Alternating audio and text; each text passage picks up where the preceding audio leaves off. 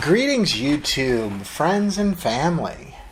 Today we are going to learn the art of plugging a tire.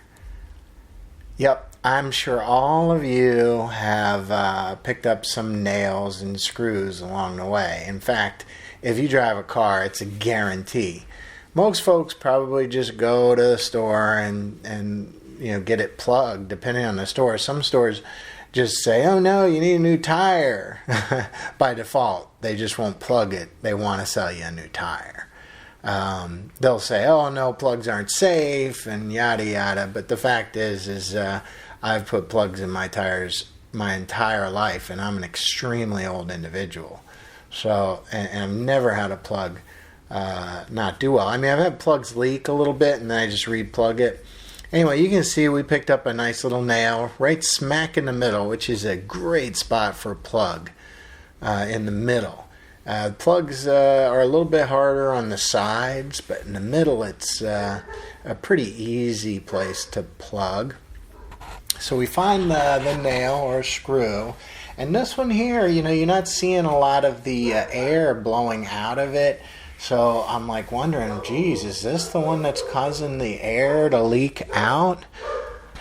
So it was a little bit of a concern with whether that screw was the problem screw. But that said, it's definitely in there, and I'm not going to just let it sit there. And if it does have a slow leak, I mean, you can see it does have a little bit of, looks like maybe that debris area around it from where air might be coming out. I can't hear it leaking, but there's definitely a hole. The tire's down to 15 pounds. It says so on the dashboard, which is really cool that the dashboard on the new cars tell you when which tire is low and everything. It's kind of neat. Anyway, we got to get the offending screw out. On these screws, sometimes it's best to unscrew them as opposed to pulling them out. But, it depends. If it comes out easy, pull it right out. And you can see it came right out, and I don't feel air or hear air whistling out. This one, it might not have penetrated. But then again, the tire's leaking. It's leaking somewhere. Look, a lot of these plug kits come with, they all come with that thing right there, which helps you kind of make the hole rounder and big enough to fit the plug. So you have to use it, but they're hard. They're very hard to use, and I've come up with another method, which I'm sure a lot of folks will cry about. I actually just drill a hole in there to make the hole the proper size and to even it out. And I use a drill bit the same size as the you can see I've plugged a hole before, and there's still tire stuff, rubber on there. Anyway, so I that's how I do it. It's up to you how you want to do it. Some folks would say it's not a great idea, but anyway, this here is the plug, and you gotta put this like thread in a needle. You gotta get it inside of there, and it's hard to squeeze it through. So I just use a pair of pliers there and squish the end of it so I can thread it into the inserting tool, whatever this is called. Now these things here, these plugs, can be a little bit goopy. Some of them come with quite a bit of like tar, stuff on them. So you might want to wear those little plastic gloves. These here ones are old, and it seems like they're a little bit dry, which makes me worried. Oh, is the plug going to be as effective? But I'm sure it'll be just fine. But this one's not as wet as some others that I've come across.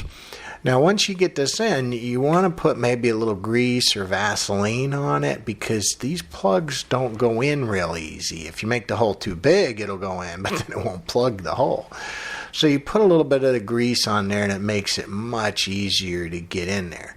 So right now the hole is nowhere near big enough. In fact, it's not really visibly leaking air. So I'm not even sure if this is the cause of the tire going down, to be honest with you.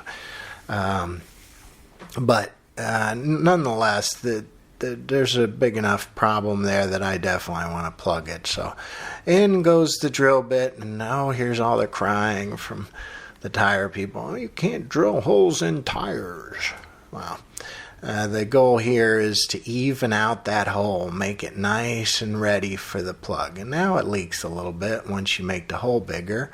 And you can you go ahead and get the plug in there, and it should be a kind of a snug fit. It shouldn't be super easy to go in there. If it's too easy, you might have made the hole too big. So don't do that.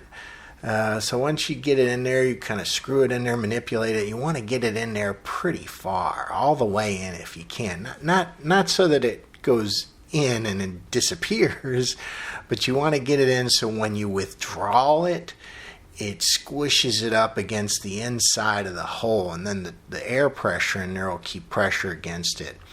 Sometimes there'll be pieces of it out on the side, and you got to take some pliers or a razor or something, a box cutter, and cut the remaining part off of it. Anyway, so now what we're going to do is pump up the tire. Look, I've gone through 1,000,000 of these pumps. And you know, some of them are just cheap ones, and they're loud and they bounce around. I got this one here, and I'll link it in the description on Amazon. And you know, it's some off-brand thing, but it was nice. This is the first time I used this pump. It was quiet. It doesn't bounce around. Look at it. And you can set the air pressure on the pump, and it just pumps up the tire quick. This thing, oh my God, it was a dream, this pump. I'm going to link it. It was like cheap, $30, $40. And like I said, I've gotten other ones that bounce around, and they're just garbage. And they did a real nice job on that one. So anyway, when I pumped it up, I could hear there was air whistling out, and I found the other nail. And there it is. And this one's in a bad spot. Very bad spot. So this is when plugging the tire becomes a little bit more problematic. And if you bring this into a tire place on the edge there like that, almost for sure they're going to say, no, we can't plug it. It's a great excuse for them. And this one's even on an angle. I was, I'm a little bit nervous about this guy. But that said, I'm always willing to try, because I've had a lot of luck with plugs holding up in some pretty bad places. But this guy here on the edge of the tire, not a great place for a screw or a plug. But that said, it's definitely worth working on. Again, I tried to pull it out, but this one's in there good. I mean, it's not coming out. So I'm going to break out the Phillips head screwdriver. And you know you got a problem with a screw when you're unscrewing it from your tire. And look at how it's in there sideways. Oh my goodness. That's just not good right there. Look at that. Anyway, look how long this screw is. I'll use this little file thing, that they give you. I'm going to just use it to plug the hole. The air is blowing out now pretty good.